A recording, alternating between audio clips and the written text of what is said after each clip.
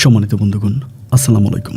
দূরে কাছে দেশে অথবা দেশের বাইরে থেকে প্রিয় বন্ধুরা ঠিক এই মুহূর্তে যেখান থেকে বাস্তব জীবনের গল্প শোনার জন্য আমার সাথে জয়েন করেছেন আমি আপন। আর যে আপন জীবনের গল্পের 882তম পর্বে আপনাকে বরাবরের মতো স্বাগতম জানাচ্ছি। বন্ধুরা, আজ আমি আপনাকে শোনাবো বন্দনগরী চট্টগ্রামের ছেলে সিফাত হোসেনের জীবনের চরম শিক্ষণীয় এক বাস্তব জীবন কাহিনী। বন্ধুরা, আজকের গল্পের টাইটেল যে 10 পুরুষের সঙ্গে কাটে আমার বাসর রাত। এই কথাটা বলতে আমার লজ্জাও লাগছে। বিশ্বাস করেন, এই গল্পটা এমন একটা সমাজের গল্প, আমাদের এই বর্তমান পৃথিবীর এক উচ্চবিত্ত পরিবারের একটা গল্প। যে লোক এই ঘটনা ঘটিয়েছে তিনি খুবই শিক্ষিত, হাই গ্র্যাজুয়েশন করে একজন ব্যক্তি। তার ওয়াইফের সাথে এমন এক ঘটনা ঘটিয়েছে যেটা শোনার পরে আপনি চমকে উঠবেন। একটা ভাইরাল বিষয়, কোনো এক ইউনিভার্সিটির টিচারকে জিজ্ঞাসা করা হয়েছিল যে সবচেয়ে সুস্বাদু মাংস কোনটা দুনিয়াতে। তিনি বললেন 21 বৎসরের সুন্দরী কুমারীর পর্ষা শরীরের মাংসটাই দুনিয়ার সবচেয়ে সুস্বাদু মাংস। আমাদের সমাজ যে কতটা নিচে নেমেছে, আমাদের দুনিয়া যে কোথায় চলছে, আপনি আমার মুখের এই বাস্তব জীবনের গল্পগুলো শোনার পর বুঝতে পারবেন। বিশেষ করে আজকের সিফাত হোসেনের জীবনের গল্পটা শুধু গল্পই নয়, এটা প্রতিটা মানুষের জন্য একটা শিক্ষণীয় বার্তাও বটে। তাই সবাইকে অনুরোধ করব শুরু থেকে শেষ পর্যন্ত চট্টগ্রামের ভাই সিফাত হোসেনের জীবনের বাস্তব গল্পটা আমার মুখ থেকে শুনবেন এবং গল্প শেষে সিফাত ভাইকে আপনার মতো করে একটা মন্তব্য কমেন্ট বক্সে লিখবেন। ধন্যবাদ সবাইকে। সম্মানিত বন্ধুগণ, আসসালামু আলাইকুম। আমার নাম মোহাম্মদ সিফাত হোসেন, আমার বাড়ি বন্দনগরী চট্টগ্রাম। বন্ধুগণ, আমি আমার জীবনের গল্পটা শুরু করার শুরুতে আপনাদেরকে আমার পরিবারের বিষয়ে জানিয়ে রাখি। আমার পরিবারে আমি আছি, আমার বাবা আছে, মা আছে, তাছাড়া রয়েছে আমার দাদা দাদি সহ আমার ছোট 3টা বোন। আমরা টোটাল 3 বোন 1 ভাই। আমাদের পরিবারটা চট্টগ্রাম শহর থেকে অনেক দূরে কোনো এক ছোট্ট গ্রামের এক নিম্নবিত্ত পরিবার। আমার বাবা পেশায় একজন কৃষক। আমি খুব ছোটোবেলা থেকে দেখে আসছি আমার বাবা কৃষিকাজ করে, অনেক পরিশ্রম করে, রোদে বৃষ্টিতে ভিজে হাড়ভাঙা পরিশ্রম করে আমাদের জন্য খাবার জোগাড় করতো। এবং এরকম হতো যে আমাদের এই 4 ভাই বোনের সংসারে, দাদা দাদির এত বড় একটা সংসারে আমাদের মুখে 3 বেলা খাবার তুলে দিতে আমার বাবা হাঁপিয়ে উঠতো। বাবার পক্ষে এত কষ্ট করা সম্ভব হতো না। আমার বাবা যথেষ্ট বয়স্ক একজন মানুষও বটে। জীবনের প্রায় শেষ বয়সে এসে আমার মাকে বিয়ে করে এবং বিয়ে করার পরে আমরা 4 ভাই বোন দুনিয়াতে আসি, যার জন্য আমার আব্বা একজন ইয়াং যুবকের মতো মাঠে ঘাটে তেমন কাজও করতে পারে না। বাবার এই দুঃখ দেখে নিজের কাছে অনেক খারাপ লাগে। সন্তান হিসাবে ইচ্ছে করে বাবার জন্য কিছু করতে, কিন্তু আমি তখনও ছোট, চাইলেও আমার আব্বার জন্য কোনো কিছু করতে পারি না। পড়াশোনা ছাড়া আমার আর তেমন কিছুই থাকে না। আমার মায়ের অনেক স্বপ্ন ছিল যে আমাকে পড়াশোনা করিয়ে মানুষের মতো মানুষ করবে, সমাজের চোখে আমাকে অনেক ভালো একজন মানুষ হিসাবে আমার মা তৈরি করবে, বাংলাদেশের খুব বড় একটা সরকারি দপ্তরে আমি চাকরি করব। এটা আমার মায়ের স্বপ্ন ছিল। সেই স্বপ্নের পথেই আমি হাঁটছিলাম। আমাকে আমার মা স্কুলে পড়াশোনা করাতো। আমার বোনদের মুখে খাবার তুলে না দিতে পারলেও আমার মা আমার মুখে 3 বেলা খাবার তুলে দিত। আমাকে কখনো খাবারের কষ্ট আমার মা দিতই না। অনেক আদর, ভালোবাসা আর মায়ের যত্নাতিথ্যেতে আমার শৈশবের দিনগুলো কাটে। আমার ছোটো বোনগুলোকে আমার মা মাদ্রাসায় পড়াশোনা করিয়েছে। তাদের পিছনে এরকম করে শ্রম দেয়নি, এত টাকা পয়সাও তাদের পিছনে ব্যয় করেনি। কিন্তু আমার ছোটো বোনগুলোও প্রায় আমার মতোই অনেক মেধাবী ছিল। এরকম করে সময়গুলো পার হতে হতে একটা পর্যায়ে আমি আমাদের এলাকারই কোনো একটা স্কুলে এসএসসি পরীক্ষা দিব। এসএসসি পরীক্ষার আগ মুহূর্তটা খুব কষ্টের কাটতেছিল। এতটাই কষ্টের, যে কষ্টের বর্ণনা আমি দিয়ে শেষ করতে পারবো না।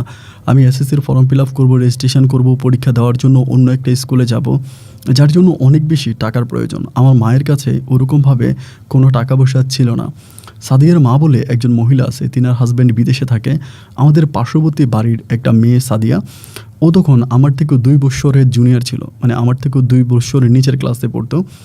তো ওর মা তখন করলো কি, আমার আম্মা তখন বললো যে আমার ছেলেটার তো পরীক্ষা, এখন ওকে তো টাকা দিতে হবে, টাকা তো নেই, যদি পারেন আপনি আমাকে কিছু টাকা ধার দেন, সিফাতের বাবা যদি ধান উঠায়, ধান বিক্রি করে, তাহলে আমি আপনাকে এই টাকা দিয়ে দিব।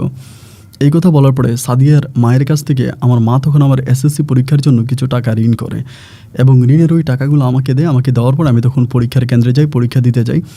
কিন্তু ওই পরীক্ষার মধ্যে আমার বাবার ধান পেকে যায়। দুঃখের বিষয় হচ্ছে আমার প্রায় 4টা পরীক্ষা হওয়ার পরে এমনভাবে বৃষ্টি হয়, বৃষ্টিতে আমাদের ধানগুলো তলিয়ে যায়। আমার আব্বার কাছে ওই সময় কোনো টাকা ছিল না যে বদলা দিয়ে কোনো লোক রেখে এই বৃষ্টির মধ্যখানে ধানগুলোকে কেটে আনবে। তাই বাবা মা দুজনে এবং আমার যে ছোটো 3টা বোন আছে তারা সহ মাঠের মধ্যে বৃষ্টির সাথে এক তুমুল রকমের যুদ্ধ করতে শুরু করলো কাছি হাতে ধানের গোছা কেটে কেটে তারা এই বৃষ্টির মধ্যে বাড়িতে আনতে থাকে। কিন্তু এত ধান ছিল যে আমার আব্বার পক্ষে সবগুলো ধান কেটে বাড়িতে আনা সম্ভব হচ্ছিল না। বৃষ্টির পানিতে তলিয়ে গেল আমার বাবার ফসল। মুহূর্তের মধ্যে সমস্ত ধানগুলো ঝরে নষ্ট হয়ে মাটির সাথে মিশে গেল। এরপরে যখন বৃষ্টি কমে গেল, পানি শুকিয়ে গেল, মাঠ থেকে আমার বাবা আর কোনো ফসলে ফেলো না। এতে আমার এসএসসি পরীক্ষা শেষ হলো। এসএসসি পরীক্ষা শেষ হওয়ার পরে এইদিকে সাদিয়ার মা আমার মাকে বারবার প্রেশার দিচ্ছে যে কী গো, তোমার ছেলের জন্য টাকা নিলা, এখন যে আমাকে টাকা দিচ্ছ না। কিন্তু আমার মায়ের পক্ষে টাকা পরিশোধ করা তখন সম্ভব হয় না। কারণ হচ্ছে একটাই, যে আমার মা টাকা দেবে কোত্থেকে, আমার মায়ের কাছে তো টাকাই নাই। মা তো ভেবেছিল বাবার ওই মাঠের ফসল বিক্রি করার পর কিছু মোটা অঙ্কের টাকা আসবে, সেই টাকাই সাদিয়ার মাকে দিবে। কিন্তু এখন তো আর মাঠে আর কোনো ফসল নাই, সব ফসল তো বৃষ্টির পানিতে তলিয়ে নষ্ট হয়ে গেছে। সুতরাং সাদিয়ার মাকে দেওয়ার মতো কোনো টাকা তো আর আমার মায়ের হাতে নাই। এরকম করে 1 দিন 2 দিন 3 দিন সময়গুলো কাটতেছে, আর সাদিয়ার মা আমার মাকে টাকার জন্য প্রেশার দিচ্ছে।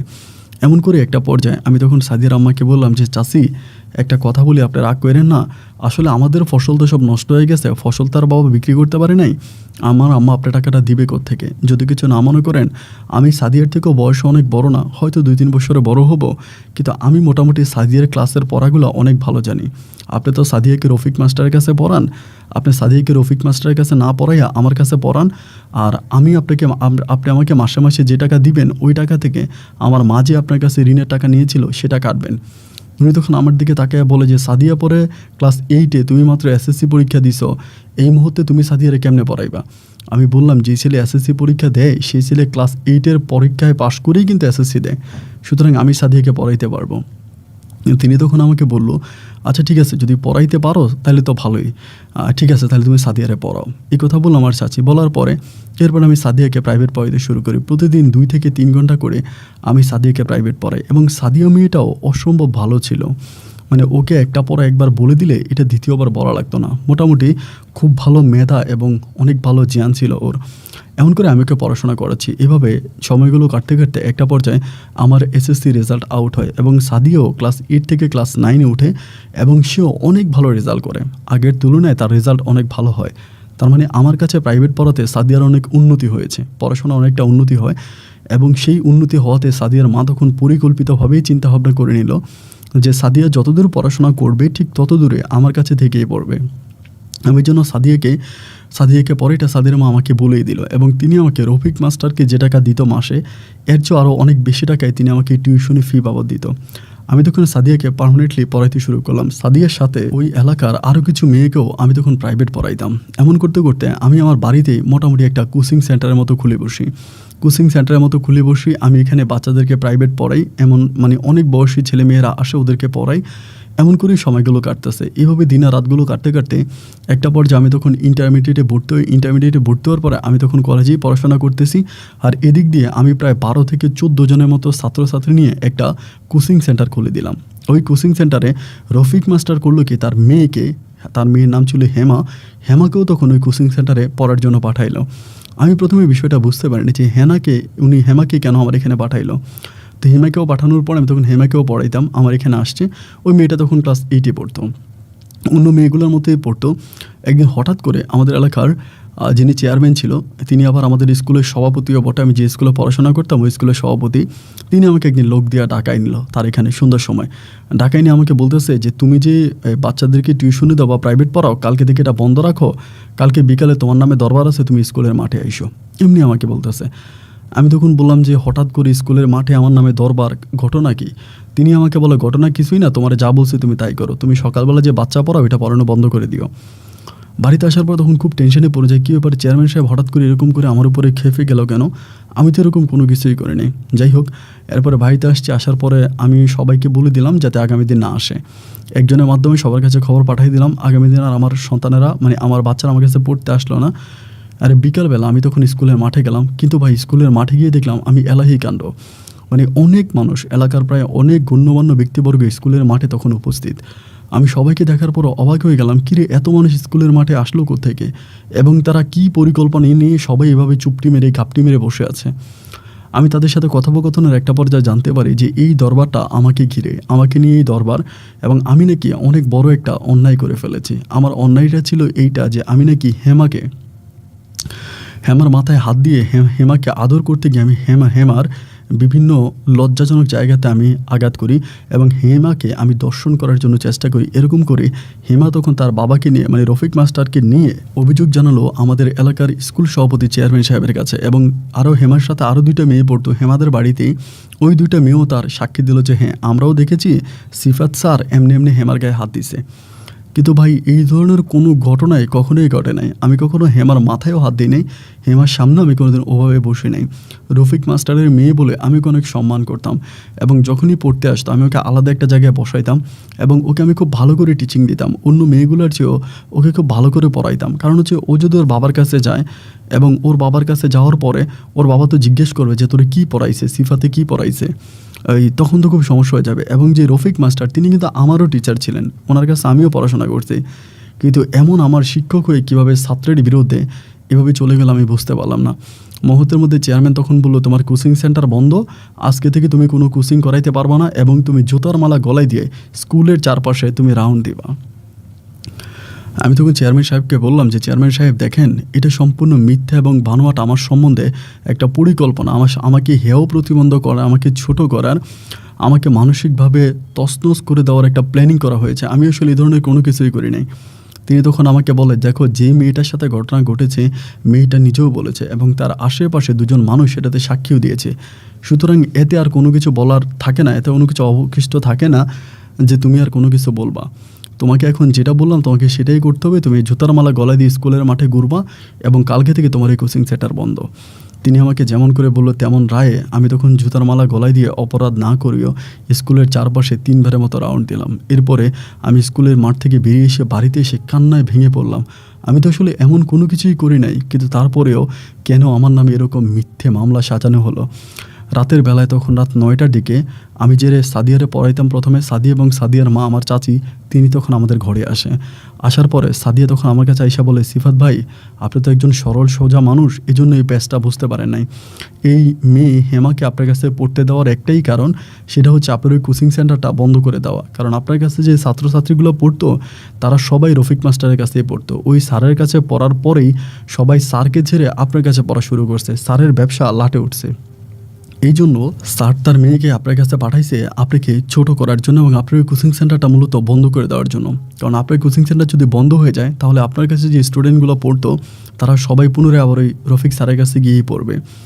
আমি যখন সাদিয়ার মুখে কথাটা শুনলাম আমি তখন সাদিয়াকে বললাম যে সাদিয়া তোমার কথা সম্পূর্ণ সত্য, আমি এটা নিজেও জানি, কিন্তু একজন শিক্ষক হয়ে তার নিজের ছাত্রের বিরুদ্ধে সামান্য কিছু টাকার জন্য কিভাবে পারলো এরকম কথা বলতে। আর হেমা মেয়েটাও তো ছোটো নয়, ক্লাস 8-এ পড়ে, এত বড় একটা মেয়ে, ওর বিবেককে বাধা দিল না। আমাকে তখন বলতেছে যে হেমা তো তার বাবার কথাই বলবে, তাই না, এটা তো আর কোনো কিছু করার নাই। আমি তখন চুপ হয়ে গেলাম, আমার আর কোনো কিছু করার নাই। সাদিয়ার মা তখন বললো তুমি যে কেমন ভালো ছেলে এটা আমি জানি, আজকে অনেক বছর ধরে তুমি আমার মেয়েরে পড়াইতেছ, সুতরাং তুমি তো কোনোদিন আমার মেয়ের দিকে খারাপ নজরে তাকাও নাই, বা আমি অনেকবার তোমাকে ফলো করেছি বিভিন্নভাবে বিভিন্ন ইঙ্গিতে, বাট তুমি আমার মেয়েকে অনেক ভালো করেছো, সুতরাং তুমি আমার মেয়েরে পড়াও। অন্যকে পড়াবা কি পড়াবা না সেটা আমি জানি না, তোমার কোচিং সেন্টার যদি বন্ধ হয়ে যায় তাহলে তুমি আমার বাসায় এসে আমার মেয়েটাকে পড়াও। আমার মা তখন আমাকে বললো তাহলে বাবা এইটাই কর, ওই মাস্টারের বিপক্ষে যাইস না, কারণ মাস্টারের সাথে এলাকার চেয়ারম্যান মেম্বার সহ গণ্যমান্য সমস্ত লোকজনের লিঙ্ক আছে, ওই মাস্টারের এগেনস্টে গেলে তুই কোনো কিছু করতে পারবি না। তুই একটা কাজ কর, যেভাবে সাদিয়ার আম্মা বললো এভাবেই তুই সাদিয়াকে শুধু পড়া, আর কাউকে পড়ানোর প্রয়োজন নাই। আমার মায়ের কথা মতো এরপর আমি শুধু সাদিয়াকে পড়াইতাম, সাদিয়ার বাসায় যাইতাম, আর অন্য স্টুডেন্টগুলোকে আমি তখন পরিপূর্ণভাবে পড়ানো বন্ধ করে দিই। এরপরে অবসর যে সময়টা পাইতাম বাকি সময়টা আমি বাবার সাথে মাঠে ঘাটে কাজ করতাম, পড়াশোনা করতাম। কিন্তু এরপরেও মাঠে ঘাটে কাজ করার পরে সাদিয়াকে পড়ানোর পরেও আমার অনেক অভাব থাকতো, আমার এই অভাবগুলো সাদিয়া মিটাইতো। আমার অভাবে পড়লে টাকা পয়সার বিপদে পড়লে সাদিয়া তখন আমাকে টাকা দিত, আমাকে বলতো সমস্যা না আমি টাকা দিতেছি আপনি পড়েন। এরকম করে সাদিয়া আমাকে অনেক সাহায্য সহযোগিতা করে। সাদিয়ার সহযোগিতায় আমি তখন এইচএসসি পাস করি, মানে কলেজের গণ্ডি শেষ করি। কলেজের গণ্ডি শেষ করার পরে আমি কলেজ থেকেও খুব ভালো একটা রেজাল্টে পাশ করার পরে আমি তখন পরিকল্পনা করতেছিলাম যে কী করা যায়, মানে কোথায় পড়াশোনা করা যায় এবং কোথায় পড়াশোনা করলে আমি মোটামুটি ভালো খুব সহজে একটা চাকরি পেয়ে যাব। অ্যান্ড এরকম চিন্তাভাবনা করে আমাদের এলাকাতে তেমন কোনো ভালো কলেজ নেই, ভালো কোনো ইউনিভার্সিটি নেই, যার জন্য আমি পরিকল্পনা করলাম যে আমি চট্টগ্রাম শহরে চলে আসবো।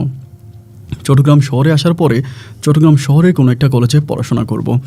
দেন আলোচনা সাপেক্ষে আমি তখন চট্টগ্রাম শহরে চলে আসি এবং চট্টগ্রাম শহরে এসে আমি তখন একটা ইউনিভার্সিটিতে ভর্তি হই এবং ওই ইউনিভার্সিটিতে যে আমি পড়াশোনা করতেছি, আমার পড়াশোনার প্রায় সমস্ত খরচই সাদিয়াই চালাচ্ছে। ও আমাকে মাসে মাসে টাকা দিচ্ছে এবং ওর টাকায় আমি প্রায় 8 মাসের মতো চট্টগ্রাম শহরে পড়াশোনা করি। আমার কোনো প্রাইভেট ছিল না, কোনো টিউশনই ছিল না, হোস্টেলের খরচ, পড়াশোনার খরচ, হাত খরচ সব কিছুই সাদিয়া আমাকে মাসে মাসে পাঠাইতো। 7-8 মাস পরে সাদিয়া একদিন চট্টগ্রাম শহরে আসে ঘোরার জন্য। ও একাই এসে আমাকে ফোন করে বলে যে আমি শহরে যাব, আপনি একটু আমার সাথে থাকেন। ওই সময় আমাকে কখনো তুমি করে সম্বোধন করতো, কিন্তু আমাদের দুজনের মাঝে সেই পর্যন্ত কোনো প্রেম ভালোবাসা হয়নি, কোনো সম্পর্ক হয়নি। কিন্তু এমনি দুজনকে অনেক পছন্দ করি, দুজনের মাঝে অনেক টেক কেয়ার, আদর, যত্ন, ভালোবাসা সব কিছুই ঠিক আছে, কিন্তু কারোর সাথে কারো কোনো প্রেমের সম্পর্ক গড়ে ওঠেনি। অ্যান্ড একটা পর্যায়ে সাদিয়া তখন চট্টগ্রাম শহরে আসে। চট্টগ্রাম শহরে আসার পরে ও আর আমি তখন সারাটা দিন ঘোরাফেরা করি, পুরো শহরটাকে আমরা অনেকবার চক্কর দিই। ঘোরাফেরা করার এক পর্যায়ে প্রায় সন্ধ্যা হয়ে যায়। সন্ধ্যা হয়ে গেলে পরে সাদিয়া তখন তার মাকে ফোন করে বলে আমি আমার বান্ধবীর বাসায় আজকে থেকে যাব, আমি আজকে আর যাব না। মানে ও যে কলেজে পড়াশোনা করতো ওই কলেজের একটা মেয়ে চট্টগ্রাম শহরের ছিল, তো বলে যে আমি ওর সাথেই থাকবো, ওদের বাসা থাকবো, আমি আর যাব না। অ্যান্ড ওই মেয়ের কথা বলি কিন্তু গ্রাম থেকে আসে। যাই হোক, এরপরে সন্ধ্যার পরে আমি তখন চিন্তা ভাবনা করলাম আমি তোকে বিয়েও করি নাই, আমাদের মাঝে কোনো প্রেমের সম্পর্কও নাই, কিন্তু আমি ওকে রাখবোটা কোথায়? আমি তখন বললাম যে সাদিয়া তোমারে কোথায় রাখবো, তুমি যে তোমার আম্মুকে এই কথা বলে দিলা। ও আমাকে বলে একটা রাত আপনার সাথে থাকার জন্য আমি অনেক দিন ধরে অপেক্ষা করতেছি এবং অনেকভাবে মাকে বুঝিয়ে শুনিয়ে এই দিনটা আমি ফিক্সড করেছি, আমি আজকে আপনার সাথে থাকবোই থাকবো। আমি তখন বললাম যে ভালো আমার সাথে থাকবা, কিন্তু আমি তোমাকে আসলে রাখবো কোথায়? আমার তো আসলে রাখার কোনো জায়গা নাই। আমাকে বলে কেন, আপনি যে মেসে থাকেন সেই মেসেই থাকবো। আমি তখন বললাম আমরা এখানে প্রায় 7 জনের মতো থাকি, 3টা রুম মিলে আমরা 7 জন থাকি, তো কীভাবে আমি তোমাকে আমার রুমে রাখবো? ও আমাকে বলে এরকম মেস সিস্টেম আমাদের হোস্টেলেও আছে, অনেক মেয়েদের বয়ফ্রেন্ড আসলে আমরা মেয়েরা সবাই এক রুমে গিয়ে থাকি, আপনি ছেলেদেরকে বলেন, দেখবেন তারা শুনবে। এই কথা বলার পর আমি তখন সাদিয়াকে বাইরে একটা রেস্টুরেন্টে রেখে আমি তখন মেসে গেলাম। মেসে যাওয়ার পর আমার রুমে যারা থাকতো, আরও 2 জন আমার রুমে থাকতো, ওই 2 জনকে বললাম যে বন্ধু এই ঘটনা, আমার গার্লফ্রেন্ড আসতে চাচ্ছে, থাকবে, এখন কি করবে বলতো? আমি তখন ওই গার্লফ্রেন্ডের পরিচয় দিই, কারণ অন্য কিছু তো আর না। তারা তখন বলে আচ্ছা ঠিক আছে, সমস্যা নাই, যদি তোর গার্লফ্রেন্ড থাকে তাহলে আমরা পাশের রুমে গিয়ে থাকবো। ওই আমার 2টা বন্ধুই আমি বলা মাত্রই আমার কথাটাকে আমলে নিয়ে নিল। অ্যান্ড এরপরে তারা তখন পাশের রুমে চলে গেল, রুমটাকে খালি করে দিল। আমি তখন সাদিয়াকে নিয়ে রাতের বেলা এই রুমের মধ্যেই ছিলাম। তো সাদিয়াও যেহেতু উঠতি বয়সী একটা মেয়ে, আমি উঠতি বয়সী একটা যুবক, দুজনে এক রুমে থাকার অনেকক্ষণ পরে গল্প গুজব আলাপ আলোচনা অনেক কিছুই হলো। এক পর্যায়ে আমরা যখন ঘুমাইতে যাব তখন সাদিয়া, যেহেতু এখানে 3টা বেড ছিল, 3টা বেডে আমার 2টা বন্ধু ঘুমাইতো, মানে 2টা বন্ধু 2 বেডে আর আমার বেডে আমি আমার বেডে ঘুমাইলাম এবং অন্য একটা বন্ধুর বেডে তখন সাদিয়াকে ঘুমাইতে দিলাম, কারণ ওই বেডটা আমার বেডের চেয়েও আরেকটু উন্নত, মানে সুন্দর আছে বেডটা এবং এটার মধ্যে ফোম বিছান অনেক ভালো। তো ভাবলাম যে সাদিয়া ওইটাতে ঘুমাইলে অনেক কমফোর্ট হবে, ওর ভালো লাগবে। তা ওই বেডে আমি তখন সাদিয়াকে ঘুমাইলাম। প্রায় আমরা শুইলাম, শোয়ার 15 থেকে 20 মিনিট পরে সাদিয়া তখন ওই বেড থেকে আমার বেডে চলে আসলো। আমার বেডে এসে বলতে হচ্ছে যে আমি আপনার সাথে ঘুমাবো। আমি তখন বললাম যে সাদিয়া বিষয়টা কেমন দেখায় না? আমাকে বলে বিষয়টা কেমন দেখাবে কি, আমি এখানে ঘুমাবো। এবং একটা পর্যায়ে ওর হাতের স্পর্শ আমাকে তখন উদ্বিগ্ন করে উঠায় ওর উপরে। একটা পর্যায়ে আমি অনেক অংশেই নিজেকে আর কন্ট্রোলে হারিয়ে ফেলি এবং সর্বশেষ আমাদের দুজনের মাঝে এক ধরনের সম্পর্ক তৈরি হয়, যে সম্পর্কটা খারাপ একটা সম্পর্কে বলা চলে, যেহেতু আমরা বিয়ে করি নাই। ওই সম্পর্কটা রাতে একবার নয়, প্রায় বেশ কয়েকবার হয়। সকালবেলা ওঠার পরে সাদিয়া তখন গোসল টোসল করে ও তখন বেরিয়ে যাবে। আমাকে বলে আমি চলে যাব, আম্মা খুব টেনশন করবে, আম্মা রাতের বেলা অনেকবার কল দিয়েছে, আমি কলও ধরি নাই।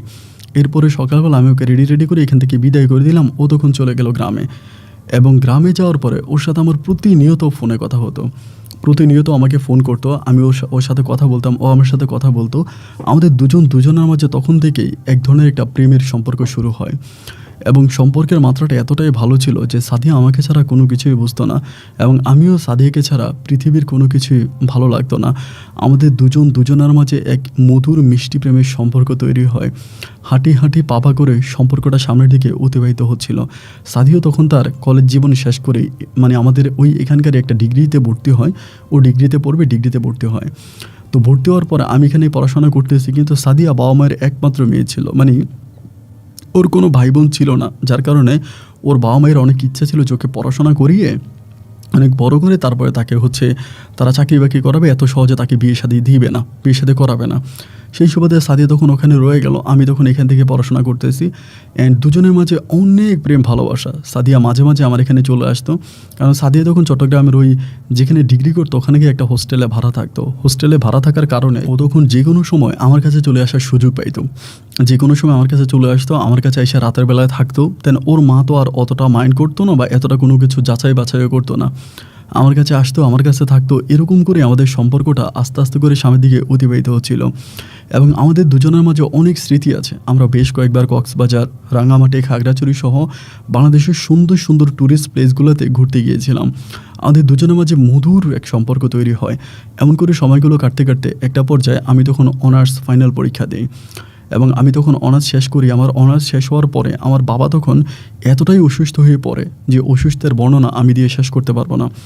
বড় বোনটাকে বিয়ে দিই খুব কষ্টে, কিন্তু ছোটো দুইটা বোন থেকে ছোটো দুইটা বোনের বিয়ের বয়স ওই সময় পার হয়ে যাচ্ছিল, যে ছোটো দুইটা বোনকে বিয়ে দিতে পারতেছিলাম না শুধুমাত্র টাকার অভাবে।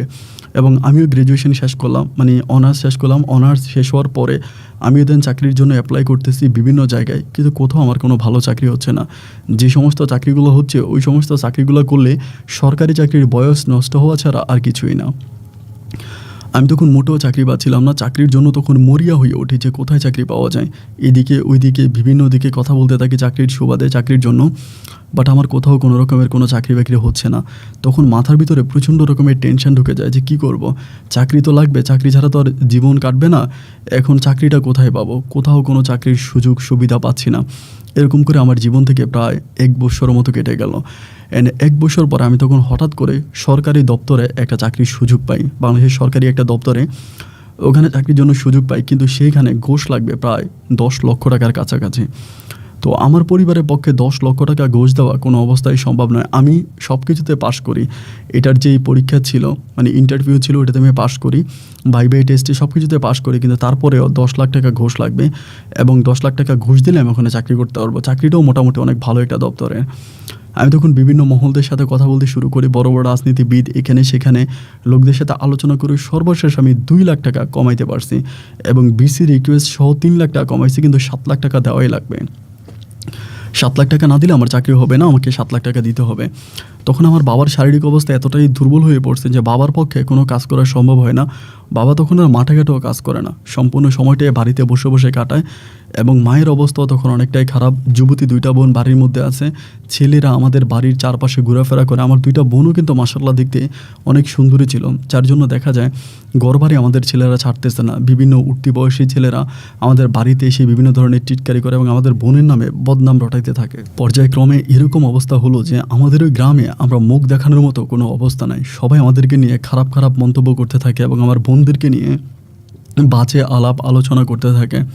আমি তখন ভাবলাম যে কী করা যায় এবং এখান থেকে রক্ষা পাওয়ার, এখান থেকে বাঁচার উপায় কী, কীভাবে এখান থেকে বাঁচা যায়। তা কোনো রকমের উপায় বুদ্ধি খুঁজে পাচ্ছিলাম না যে কী করতে পারি বা কী করা যায়। কোনো রকমের উপায় বুদ্ধি কোনো কিছুই মাথায় ঢুকতেছে না। এমন করেই তখন দুঃখে কষ্টে দিন আর রাতগুলো কাটতেছে। সময়গুলো এভাবে পাস হতে হতে একটা সময় আমি চিন্তা করলাম যে আমাকে চাকরিটা যে কোনোভাবেই হোক ধরতে হবে।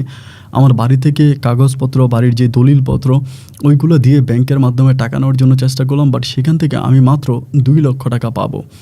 মানে বাড়ির যে দলিলপত্র আছে এগুলো ব্যাংকে ট্যাঙ্কে জমা দিলে সেখান থেকে আমাকে 2 লাখ টাকা লোন দেবে, কিন্তু তারপরেও 5 লক্ষ টাকা শর্ট এবং 5 লক্ষ টাকা পাওয়ার কোনো উপায় নেই। আমি তখন সাদিয়ার সাথে আলোচনা করি। সাদিও তখন পড়াশোনা করে, ডিগ্রিতে পড়ে। ও হয়তো আমাকে বড় জোর মানে 10,000 15,000 টাকা দিতে পারে, একসাথে বেশি, এর বেশি তো আর দিতে পারে না।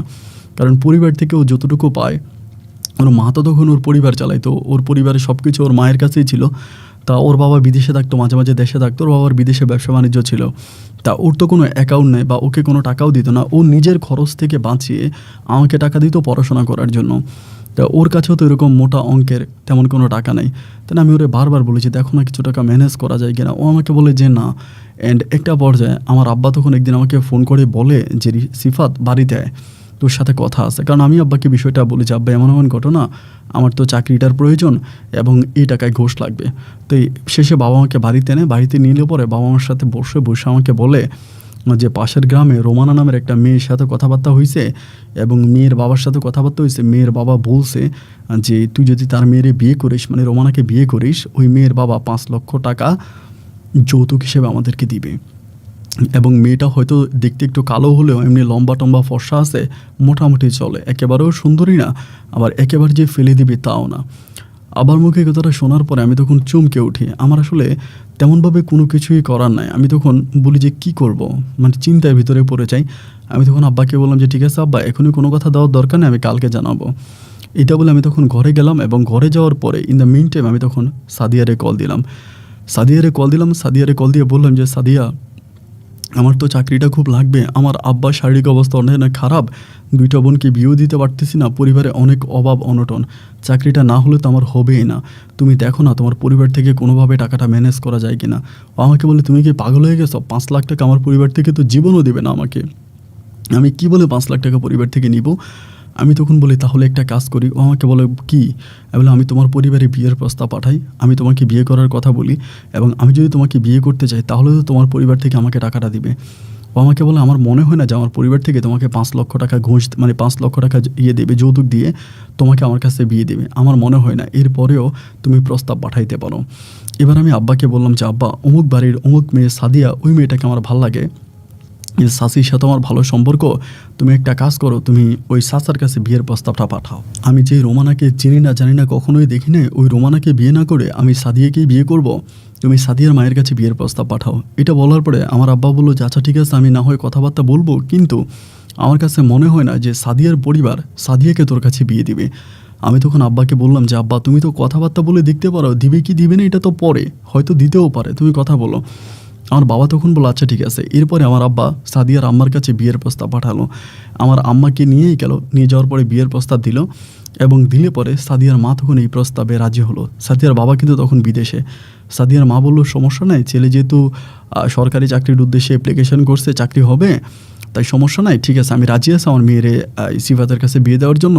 সিফাতকে তো আমি ব্যক্তিগতভাবেই চিনি, ও এলাকার সবচেয়ে ভালো একটা ছেলে, দেখতে শুনতেও ভালো, ঠিক আছে ওর কাছে আমরা বিয়ে দেবো সাদিয়াকে। মানে সিফাতের সাদিয়ার মা তখন এই প্রস্তাবে রাজি হলো। আমার আব্বা আর আম্মা তখন মুখ থেকে এটা বলতে পারলো না যে 5 লাখ টাকা দিতে হবে, কারণ তাদের মুখ থেকে এটা বের হচ্ছিল না, লজ্জা পাচ্ছিল আর কি, যেহেতু পার্শ্ববর্তী বাড়ির মানুষ কেমনে এই কথাটা বলে। যাই হোক, এমন করে তখন এই কি বলে সাদিয়ার মা তখন সাদিয়ার বাবাকে বিদেশে বিষয়টা জানায় যে এমন এমন ঘটনা। সাদিয়ার বাবাও তখন বলে যে আমাদের একটাই তো মেয়ে, সমস্যা নাই, ওরে যদি বিয়ে করতে চাই তাহলে আমরা ওদের কাছে বিয়ে দেবো, সমস্যা নাই। সাদিয়ার আব্বা তখন বিদেশ থেকে রাজি হয়। এর পরের দিন আমার আম্মা তখন লজ্জা শরম সব কিছু বলে সাদিয়ার মায়ের কাছে যায়। তো সাদিয়ার মায়ের সাথে কথা বলার একটা পর আমার আম্মা তখন বলে দেখেন গো, আসলে কি আর বলবো, আপনাদের টাকা আমরা ফিরিয়ে দিব, আমরা কিন্তু আপনাদের টাকা রাখবো না, যদি আমার ছেলেকে একটু উপকার করেন, বিয়ে তো হবেই, বিয়ের আগে অথবা বিয়ের পরে যদি আমার ছেলেরে 5 লাখ টাকা দেন, এই টাকাতে আমার ছেলের চাকরিটা হচ্ছে না, 7 লাখ টাকা লাগে, তো 2 লাখ টাকা আমরা ব্যাংক থেকে উঠাইছি, 5 লাখ টাকা যদি আপনারা দেন, এটা কিন্তু যৌতুক না, ওই 5 লাখ টাকা কিন্তু আমার ছেলে আবার দিয়ে দিবে আপনাদেরকে। এবং আমার আম্মা যে গ্রামের মানুষ, তো এই কথাটা আসলে আরও 2-3টা মহিলার সামনে সাদিয়ার মাকে বলে বসে। মানে আমার আম্মা তো আর অত কিছু বুঝে নেয় যে আলাদা ডাক দিয়ে নিয়ে এইসব কথা বলতে হয়, আমার আম্মা সবার কাছে বলে। তাই বাকি মহিলাগুলো ওইখানে আমার মায়ের মুখের উপরেই বলে বসে, ও মা, তাহলে তো আপনারা এখানে যৌতুকের জন্যই না আসছেন, আপনার ছেলেকে বিয়ে করায় যৌতুক নেওয়ার জন্য আসছেন, আপনি শিক্ষিত ছেলেকে বিয়ে করাবেন, যৌতুক নেবেন।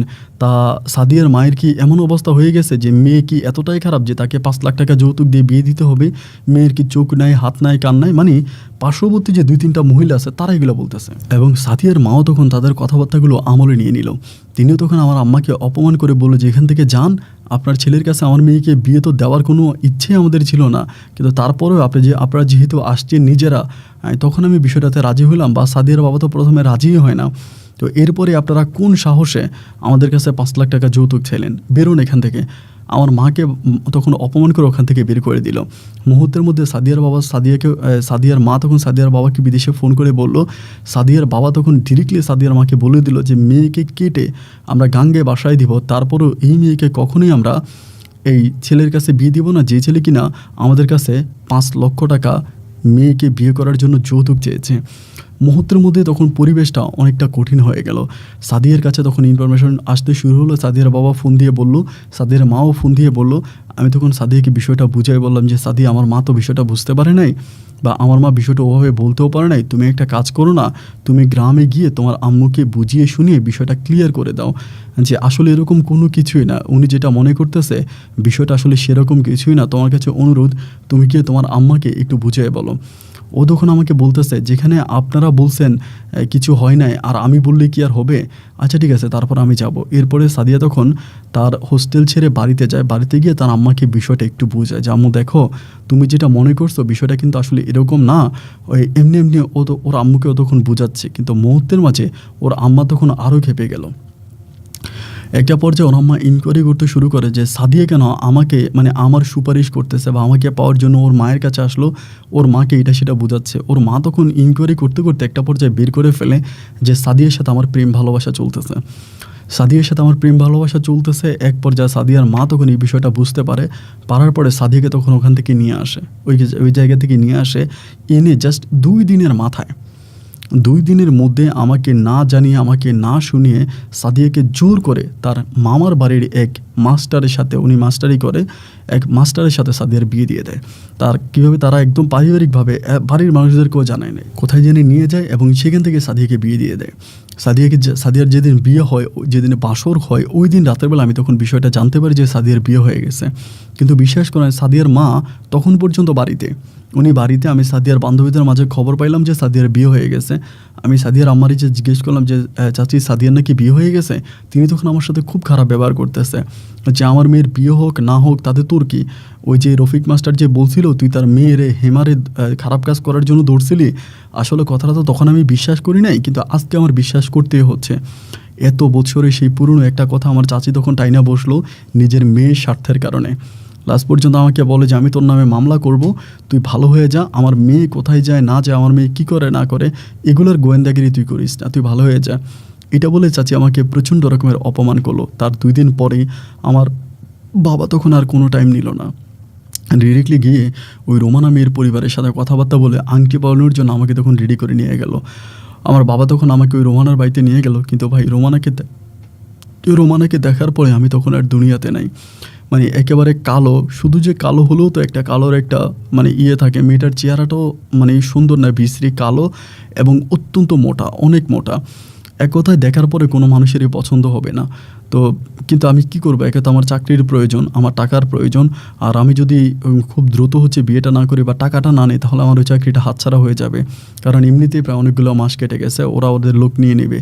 অ্যান্ড একটা পর্যায়ে তখন আমি বাধ্য হয়ে চোখটা বন্ধ করে আমি তখন এই রোমানাকে বিয়ে করার জন্য রাজি হয়ে যাই এবং রোমানাকে বিয়ে করার পরে, এটা সাদিয়ার বিয়ে ঠিক 2 দিন পরে আমি বিয়ে করে ফেলি। রোমানাকে বিয়ে করি এবং বিয়ে করার পরে রোমানার পরিবার থেকে তখন আমাকে 5 লক্ষ টাকা দেওয়া হয়। আর 5 লক্ষ না, ওরা 5.5 লাখ টাকা দেয় এবং আমাদের পরিবার থেকে 2 লাখ টাকা দিয়ে তখন মোটামুটি আমার ওই গোসার টাকাটা ম্যানেজ করা হয়। গোসা টাকাটা ম্যানেজ করি এবং ওই গোসা টাকাটা ম্যানেজ করার পরে তখন আমার চাকরিটা হয় এবং চট্টগ্রামে সরকারি একটা দপ্তরে আমি তখন চাকরি পাই। আলহামদুলিল্লাহ চাকরি করতেছি, আমার দিন রাতগুলো খুব ভালোই কাটতেছি, কিন্তু খুব বেশি একটা বাড়িতে আসি না। কারণ বাড়িতে আসি না বলতে, বাড়িতে আসলে যে বউটাকে আমার দেখতে হবে, এই বউটা তো আমার পছন্দনীয় বউ না। যার মুখের দিকে তাকালে যে বিয়ে করছি এটা শুনতে ঘৃণা লাগে, যে আমি কারে বিয়ে করলাম, কী কারণে বিয়ে করলাম, নিজের মাঝেও তখন খুব খারাপ লাগতে শুরু হয়, এমন একটা মানুষকে বিয়ে করলাম। যাই হোক, এরকম করে আমার তখন দিন রাতগুলো কাটতেছে, খুব দুঃখ কষ্ট যন্ত্রণার মাঝে সময়গুলো কাটতেছে। আমি তখন চাকরি বাকরি করি, কারোর সাথে খুব বেশি একটা কথা বলি না, যতটুকু পারি কাজের জন্যই মানুষের সাথে কথাবার্তা বলি, এছাড়া অন্য কোনো বিষয় নিয়ে কারোর সাথে কোনো কথা বলি না। নিজেকে সবসময় গম্ভীর করে রাখি এবং চাকরি করতেছি। এমন করে দিন রাতগুলো কাটতে কাটতে একটা পর্যায়ে তখন রোমানা বাচ্চা কনসেপ্ট করে। আমার কিন্তু সাদিয়ার সাথে আর কোনো যোগাযোগ ছিল না। এই যে সাদিয়া চলে গেল, সাদিয়ার বিয়ে হয়ে গেল, এখানেই সাদিয়ার সাথে আমার সমাপ্ত। সাদিয়াকে কোথায় নিয়ে গেছে, সাদিয়া কোন জায়গায় আছে, সাদিয়ার সাথে আর আমার কখনো ফোনেও যোগাযোগ হয় নাই। কিন্তু এদিক দিয়ে আমি তখন রোমানাকে বিয়ে করলাম এবং রোমানা তখন বাচ্চা কনসেপ্ট করলো। বেবি কনসেপ্ট করার পর আলহামদুলিল্লাহ আমি তখন একটু ঘন ঘন বাড়িতে আসতেছি। এভাবেই সময়গুলো কাটতে কাটতে রোমানার ঘরে আমার একটা মেয়ে সন্তান হয় এবং আমার মেয়ে সন্তানটাও দেখতে মাশাআল্লাহ অনেক বেশি সুন্দর হয়, আমার মায়ের মতো বাবার মতো আমার মতো দেখতে ভালো হয়। আমার যে ছোটো দুইটা বোন ছিল আমার বিয়ের পরে আমার ওই ছোটো দুইটা বোনেরও মধ্যবয়স হয়ে যায় প্রায়, তাদেরকেও বিয়ে শাদী দিয়ে দিই, মোটামুটি ভালো অবস্থানেই বিয়ে হয়। যাই হোক চাকরি বাকরি করতেছি এবং বৎসর ঘুরতে না ঘুরতে আমার ঘরে মানে রোমানা আরেকটা আবারও বেবি কনসেপ্ট করে এবং তখন আমার একটা ছেলে সন্তান হয় এবং আমার তখন একটা ছেলে একটা মেয়ে হয় এবং একটা ছেলে একটা মেয়ে নিয়ে আমার পরিবারটা তখন অনেক সুখী একটা পরিবার। আমার রোমানাকে যদিও ভালো না লাগতো বাট আমি আমার সন্তানগুলোকে অনেক ভালোবাসতাম। আমার সন্তানদের প্রতি আমার এত ভালোবাসা ছিল যে প্রতি বৃহস্পতিবারের ছুটি পাইলে আমি বাড়িতে চলে আসতাম, শুক্রবার শনিবার থাইকা শনিবার রাতে আমি তখন আবারও যাইতাম। বাচ্চাগুলোর প্রতি আমার এত ভালোবাসা ছিল, আমার বেবিগুলো এতটাই সুন্দর ছিল, এতটাই কিউট ছিল, বাবা বাবা করে কলিজাটা আমাকে দিয়ে দিত, আমাকে খুব বেশি ভালোবাসতো আমার সন্তানগুলো। তো এমন করেই সময়গুলো কাটতে কাটতে একটা পর্যায়ে আমি যেই অফিসে চাকরি করতাম আমাদের অফিসের যিনি এমডি ছিল, এমডি স্যারের নাম ছিল শ্রাবণ স্যার এবং তিনি মোটামুটি দেখতে অনেকটাই ভালো ছিল, অনেক বেশি ভালো ছিল। তিনি হিন্দু ধর্মাবলম্বী একজন ছিল, আমাদের বস ছিল। হিন্দু ধর্মের থাকলেও তিনি আমাদের মুসলিম ধর্মের রীতিনীতি অনেক কিছুই বুঝতো। আমাদের ঈদ চাঁদ সহ আমাদের বড় বড় অনুষ্ঠানগুলোতে উনি অনেক আনন্দ ফুর্তি করতো। আমাদের সাথে কাজ করতো মেঘাশ্রী নামের একটা মেয়ে আছে যে আমাদের সাথে কাজ করতো, আমাদের অফিসেই কাজ করতো। তা ওই মেঘাশ্রী মেয়েটা আমাদের অফিসে সবচেয়ে সুন্দরী আমাদের একটা কলিগ ছিল, দেখতে শুনতে এতটাই সুন্দরী ছিল যেটা আসলে বলার মতো না। হিন্দু মেয়েরা বরাবরের মতো দেখতে সুন্দরী হয় কিন্তু এই মেঘাশ্রী মেয়েটা অনেক বেশি সুন্দর, এতটাই সুন্দর, এতটাই রূপবতী গুণবতী যাকে দেখার পরে পাগল হয়ে যাওয়ার মতো অবস্থা। তো আমি আসলে যতক্ষণে অফিস করতাম ততক্ষণে ওই মেঘাশ্রীর দিকে তাকিয়ে থাকতাম, তার রূপ যৌবন আমাকে পাগল করে তোলে। আসলে ঘরে যদি এরকম বিশ্রী বা কালো কোনো বউ থাকে প্রতিটা পুরুষের নজরই তখন বাইরের দিকে যায় এবং বরাবরের মতো আমার নজরটাও তখন বাইরের দিকেই গেল। আমার তখন মেঘাশ্রীকে ভালো লাগতে শুরু করে। মেঘাশ্রী তখন আমার সাথে থাকতে মানে আমরা একই অফিসে কাজ করি, এমনি সামনে মোটামুটি তার সাথে আমার খুব ভালো একটা সম্পর্ক হয়ে যায়, ফ্রেন্ডলি। তো ফ্রেন্ডলি ভালো একটা সম্পর্ক হয়, ওভাবে আমি তাকে কোনো কিছু বলতেও পারি না, কিন্তু আমি তাকে বলেছি যে আমি বিয়ে করি নাই, আমি আনমেরিড, আমার যে একটা মেয়ে আছে একটা ছেলে আছে এটা আমি তার কাছে হাইড করেছি, তার কাছে বলি নাই। এবং শুরু থেকে আমার ভিতরে একটা খারাপ ধরনের চিন্তাভাবনা ছিল মেঘাশ্রীকে দেখার পরে যে আমি তাকে আমার গার্লফ্রেন্ড বানাবো।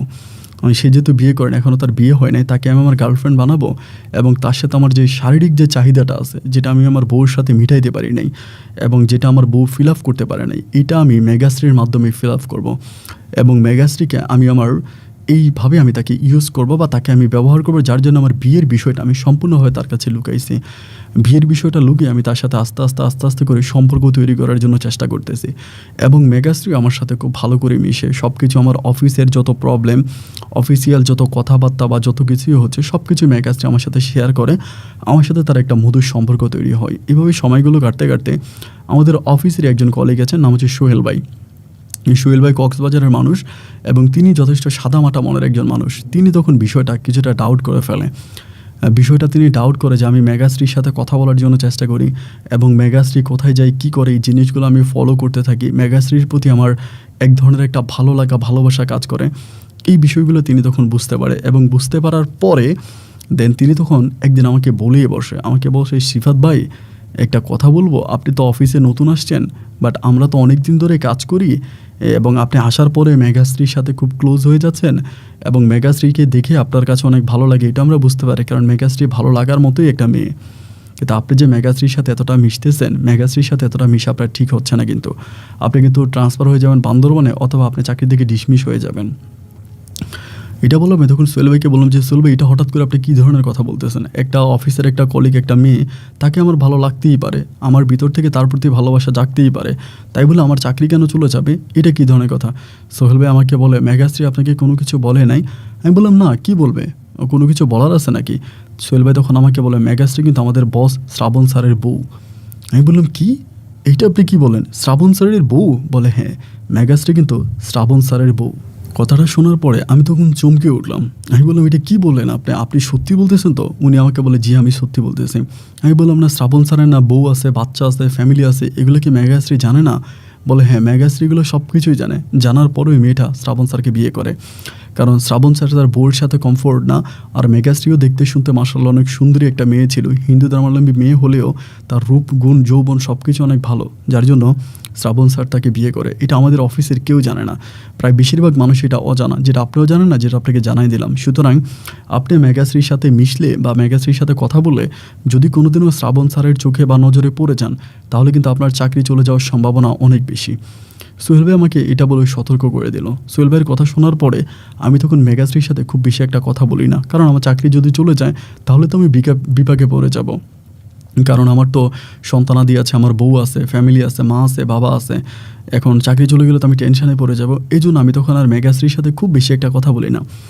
এবং এই বিষয়টা মেঘাশ্রী বুঝতে পারে যে আমি ওর সাথে কথা বলি না, ওর কাছ থেকে একটা স্পেস বজায় রাখছি, ওর সাথে খুব একটা মিশি না। এই জিনিসগুলো যখন বুঝতে পারে একটা পর্যায়ে কয়েকদিন পরেও তখন আমার ডেস্কে আসে, মানে আমার রুমে আসে, এসে আমার পাশে বসে বলে যে সিফাত ভাই আপনি কি কোনোভাবে আমাকে ঘৃণা করেন, আমি হিন্দু ধর্মাবলম্বী মেয়ে বলে, এরকম করে আমাকে বলে। আমি বললাম না না না, আমি আপনাকে ঘৃণা করবো কেন, আমরা তো সবাই অফিসে সবাই ফ্রেন্ডলি মিশি, আপনিও আমার ফ্রেন্ড, আপনি কোন ধর্ম করেন এটা হচ্ছে আপনার বিষয়, কিন্তু আমরা অফিসে সবাই বাই বাই। পরে আমাকে বললেন না আপনি আমার সাথে আগে খুব ক্লোজ হয়ে কথা বলতেন, খুব ভালোভাবে মিশতেন, বাট হঠাৎ করে মনে হলো আপনি আমার কাছ থেকে একটা স্পেস বজায় রাখতেছেন, আমার সাথে খুব বেশি একটা কথা বলতে চান না, আমার কাছ থেকে একটা দূরত্ব বজায় রাখতেছেন। তো আমি কি আসলেই কোনো অন্যায় করছি নাকি আপনার কাছে? যদি অপরাধ করেই থাকি তাহলে আপনি অপরাধটা ধরাই দেন, এভাবে আমার কাছ থেকে দূরে যান না। আমি তখন বললাম যে না না না, আমি এভাবেই কোনো কিছুই বলি না বা এরকম কিছুই না, আসলে মূল্যে বিষয় হচ্ছে কি যে আমি কয়েকটা দিন ধরে মানসিকভাবে একটু প্রেশারে আছি। পরে আমাকে বলে কিসের প্রেশারে আসেন, মানে আপনার প্রেশারটা কিসের? পরে বলতেছে যে ও আমাকে বলেছেন না আচ্ছা ঠিক আছে সমস্যা নেই, মানে এইভাবে ও আমার অফিস থেকে আমার রুম থেকে বেরিয়ে যায়। এরপর থেকে যে মেয়েটার সাথে আমি সবসময় কথা বলতাম, এই মেয়েটাও তখন আর আমার সাথে খুব বেশি একটা কথা বলে না, মানে মেঘাশ্রী আমার কাছ থেকে একটু দূরে দূরে থাকে, আমিও তখন দূরে থাকি। তার আমার ভিতরে জিনিসটা জাগলো, যে কথাটা আমাকে সোহেল ভাই বলেছে এটা কতটুকু সত্যি আমি বিশ্বাস করতে পারতেছিলাম। নাকি সোহেল ভাই নিজে মানে মেঘাশ্রীকে পছন্দ করে এবং উনি পছন্দ করার কারণে আমাকে মেঘাশ্রীর কাছ থেকে উনি সরাই দিল, মানে কৌশলে একটা উল্টাপাল্টা কথা বলে মেঘাশ্রীর কাছ থেকে আমাকে সরাই দিল। এরকমটা তো হতে পারে, আমার কাছে যেটা মনে হলো আর কি, যে সোহেল ভাই হয়তো এটাও করতে পারে। এটা মনে হবার পরে আমি তখন করলাম কি, এভাবে মানে সপ্তাহখানিক কাটার পরে একদিন মেঘাশ্রীকে আমি আলাদা পেলাম, মানে আমাদের ক্যান্টিনে ওখানে খাচ্ছে, আমি ওর পাশের টেবিলে বসলাম, বসে বললাম যে দিদি আসবো নাকি আপনার টেবিলে? পরে আমাকে বলে হ্যাঁ আসেন না আসো, এরকম করে বলে। তো আমি খাচ্ছি, খাইতে খাইতে আমি বললাম যে দিদি এখানে তো কেউ নেই, আমি একটা কথা জিজ্ঞেস করবো। পরে আমাকে বলে হ্যাঁ করেন না, কী কথা করেন? আমি বললাম যে না যদি আপনি কাউকে না বলেন, যদি বলেন তাহলে তো আমি খুব বিপদে পড়ে যাবো। পরে আমাকে বললেন না আমি কাউকে বলবো না, সমস্যা নেই, কী কথা বলেন?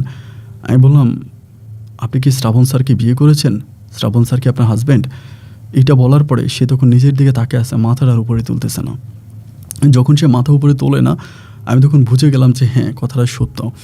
এরপর আমি উঠে যাব, তিনি আমার হাত চেপে ধরলো, আমাকে ধরে বললো যে সিফাত বসো এখানে, তোমার সাথে আমার কথা আছে, চলে যাচ্ছ কেন?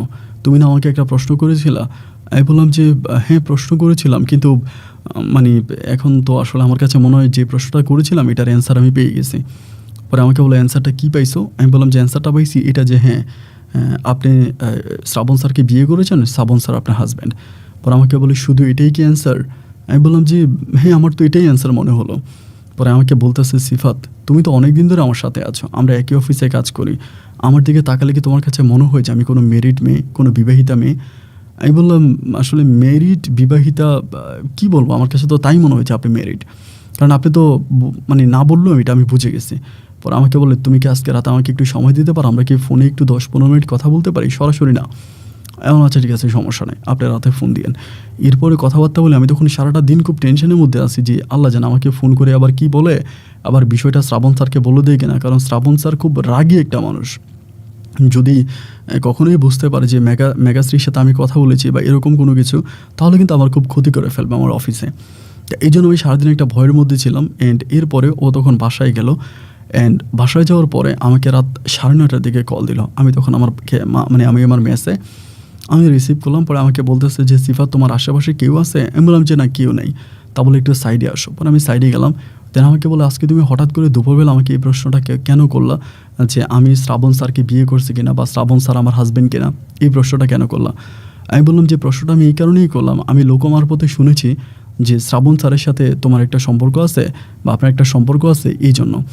ওরা বলে, তুমি যেটা শুনেছ কথাটা মিথ্যা না, আমি শ্রাবণ স্যারকে বিয়ে করেছি, এটা সত্য কথা, কিন্তু বিয়ে করার পরেও আমি কোনোদিনও তার কাছে কোনো স্ত্রীর অধিকার পাই নাই। তিনি শুধুমাত্র আমাকে ইউজ করার জন্য, আমাকে ব্যবহার করার জন্য একটা ছোট্ট কাবিননামা তৈরি করেছে। বিষয়টা শোনার পর আমি তখন অবাক হয়ে গেলাম। আমি তাকে জিজ্ঞেস করলাম যে আসলে কি এই কথাটার মানেটা কি, এই কথাটা আপনি আমাকে কেন বলতেছেন? পরে আমাকে বলে, শোনো, আমি যখন এই অফিসে প্রথমে জয়েন করার পরে এই অফিসের সমস্ত মানুষগুলো আমাকে ভালোবেসে ফেলে, বা আমি সবার নজরে পড়ে যাই। সবাই আমাকে অনেক সম্মানও করে, বা অনেকে আমার প্রতি এক ধরনের লালসাও জন্ম নেয়। এবং একইভাবে ওই দৃশ্যটা শ্রাবণ স্যারের চোখেও পড়ে। শ্রাবণ স্যারও তখন আমাকে পছন্দ করতে শুরু করে, এবং তখন তিনি আমাকে তার অফিসে তার রুমে ডেকে নিত। রুমে ডেকে নিয়ে তিনি অলওয়েজে তার বউর সম্বন্ধে আমাকে কমপ্লেন করতো যে তার বউ ভালো না, তার বউ এটা, তার বউ সেটা, এবং বউর সাথে সে মোটেও সুখে নেয়, তার সন্তানাদিগুলো খুব প্রবলেমে আছে, তার বউ পরকীয়া করে, অন্য কারোর সাথে সম্পর্ক আছে। এই কথাগুলো বলে বলে আমাকে প্রতিটা মুহূর্তে ইমোশনালি ব্ল্যাকমেল করতো, এবং আমাকে বলতো যে দেখো মেঘাশ্রী, আমি কোনোদিন আমার স্ত্রীর কাছে কোনো আদর, ভালোবাসা কোনো কিছুই পাই নাই। আমার স্ত্রী আমাকে অনেক ঘৃণা করে, বা সে অন্য পরকীয়ার সাথে লিপ্ত আছে, আমার সন্তানগুলোকেও দেখাশোনা করে না। এরকম করে একদিন দুদিন কথা বলতে বলতে একটা পর্যায়ে আমার তখন স্যারের প্রতি একটা ইমোশন জন্মে যায়, একটা সিম্প্রিতে মায়া জন্মে যায়। এবং মায়া জন্মের পর থেকে আমি স্যারের সাথে ক্লোজ হয়ে কথা বলি। স্যার বলে, জানো, আমার ওয়াইফ কখনো আমাকে তার গায়ে হাত দিতে যায় না। আমি তো প্রাপ্তবয়স্ক একটা যুবক, এবং আমার তো এটা করতে ইচ্ছা করে, আমার ভিতরে তো শারীরিক চাহিদা আছে, কিন্তু কখনো আমার স্ত্রী আমাকে তার গায়ে হাত দিতে দেয় না। তো এরকমভাবে আমার দিনগুলো কাটতেছে। আমি না পারি কাউকে বলতে, না পারি সহ্য করতে। তো তিনি তখন বলে, মেঘাশ্রী তখন নাকি স্যারকে বলতেছিল যে স্যার, তাহলে আপনি আপনার বাচ্চা আপনার ওয়াইফকে ডিভোর্স করে দেন, একে তো রাখার প্রয়োজন নাই, যে অন্য পরকীয়ায় লিপ্ত আছে, আপনার সন্তানদেরকে দেখে না। তখন স্যার আমাকে বলল, মেঘাশ্রী আমাকে বলতেছে, তখন নাকি স্যার ওকে বললো যে স্যারের ছোট যে মেয়েটা, এটা এখনও অনেক ছোট, এখনও ও স্যারের ওয়াইফের দুধ খায়, তা এটা এখনও দুধ ছাড়া হইলে তারপরে ছেড়ে দেবে, এই কথা বললো। দুধ ছাড়া হইলে ছেড়ে দিবে, এবং ওই বাচ্চাটা দুধ ছাড়া হওয়া পর্যন্ত আমার সাথে স্যারে আস্তে আস্তে করে সম্পর্ক জড়াতে থাকে। অ্যান্ড একটা সময় আমাদের কক্সবাজারে একটা ট্যুর থাকে, আমরা ওই কক্সবাজারে যাই, আমাদের অফিসে সবাই, স্যারও যায়, এবং সেখানে স্যার তখন আমার দুর্বলতার সুযোগটা নেয়, এবং স্যার আমাকে বুঝিয়ে শুনিয়ে অনেকভাবে রিকোয়েস্ট করে স্যারের রুমে আমাকে নিয়ে যায়, এবং নিয়ে যাওয়ার পরে স্যারের সাথে আমার শারীরিক সম্পর্ক হয়, এবং সেই সম্পর্কের সূত্র ধরে স্যার প্রতিটা দিনে আমার সাথে এই ধরনের সম্পর্ক করতো, আমার সাথে শারীরিক সম্পর্ক করতো। আমি করতে না চাইলেও স্যারে জোর করে এসে করতো, আমার রুমে চলে আসতো। একটা পর্যায়ে আমি রুমে আসতে বাধা দিতাম যে আপনি আমার রুমে আইসেন না, সেই যখন বাধা দিলাম, স্যার আমাকে বলল আমি তোমাকে বিয়ে করব। আমি তখন বললাম যে আপনার বউকে ছেড়ে দিন। ইনি আমাকে বললাম আমার বউকে আমি ছেড়ে দেবো, তবে আমি তোমাকে বিয়ে করব। এবং যেহেতু আমাকে উনি বিয়ে করার জন্য রাজি হলো, তার সাথে যেহেতু আমার বেশ কয়েকবার শারীরিক সম্পর্ক হয়েই গেল, একটা পর্যায়ে আমি তখন বললাম যে ঠিক আছে ফাইন, আপনি যদি আমাকে বিয়ে করেন তাহলে আমি রাজি আছি। এরপরে 7 পাক গড়িয়ে উনি আমাকে তখন হিন্দু ধর্মের রীতিনীতি অনুযায়ী তিনি আমাকে বিয়ে করে। আমি তখন বললাম ভালো। বলে বিয়ে করার পরে জাস্ট বউ হিসাবে সে আমাকে প্রতিটা মুহূর্তে ইউজ করে যাচ্ছে। আমি কোনো বেবিও নিতে পারতেছি না, এবং তিনি আমাকে কোনো স্ত্রীর অধিকারও দিচ্ছে না, আমাকে কোনো স্ত্রীর অধিকারও দেয় না। এবং সর্বোপরি তিনি আমাকে কোনো কিছুতেই আমাকে কোনো মূল্যায়নে করে না, আমাকে কোনো দামই দেয় না। শুধু তার বউয়ের খাতায়, আমি তার বউয়ের খাতায় আসি, শুধু অতটুকু, আর কোনো কিছুর মধ্যে আমি তার নাই। তো আমি তখন বললাম যে এগুলো কী বলো তুমি? আমাকে বললো হ্যাঁ, তিনি আমাকে কখনোই ভালোবাসে নাই, এবং শুধুমাত্র ইউজ করার জন্য তিনি আমাকে ব্যবহার করে যাচ্ছে। এবং তার বউ হওয়ার পরে অফিসে যে কোনো লোক আসলে আমার সাথে কেউ কথা বলতে চায় না, সবাই আমার কাছ থেকে দূরে দূরে থাকে, আমার কাছ থেকে স্পেস বজায় রাখে। স্যারের বয়ে কেউ আমার সাথে কথা বলে না। তুমিও যে কয়েকদিন আমার সাথে কথা বললা, বাট একটা পর্যায়ে যখন বুঝতে পারছো যে আমি শ্রাবণ স্যারের বউ, এটা জানার পরে তুমি আর আমার সাথে কথা বলো না, তুমি আমার কাছ থেকে দূরে সরে গেলা। তো আমি তোমাকে একটা রিকোয়েস্ট করবো সিফাত, এই অফিসে যতগুলো মানুষ আছে, যতগুলো কলিগ আছে আমার, তাদের মাঝে আমি তোমাকে অনেক ভালোবাসি, তোমাকে আমার অনেক ভালো লাগে। তুমি যদি পারো আমার সাথে তুমি কথা বইলো, আমাদের সাথে একটা ভালো সম্পর্ক তুমি রাখো। এরপরে আমি তখন এই মেঘাশ্রীর সাথে মাঝে মাঝে ফোনে কথা বলি, দেখাও করি, বাট এই বিষয়টা স্যারের কাছে সম্পূর্ণ গোপনে লুকিয়ে রাখছি। অ্যান্ড এমন করতে করতে দিন আর রাতগুলো কাটতে কাটতে একটা সময় মেঘাশ্রী আমাকে বলে তুমি যদি সময় পাও তাহলে আমার রুমে আইসো। তো আমি একটা পর্যায়ে তার রুমেও যাতায়াত করতে শুরু করি। তার রুমে ভালো মন্দ কোনো রান্নাবান্না হলে, মাছ মুরগি অথবা খাসির মাংস রান্না করলে আমাকে ফোন করে, অ্যান্ড আমাকে ফোন করলে আমি তখন যাই, গিয়ে খেয়ে আসি।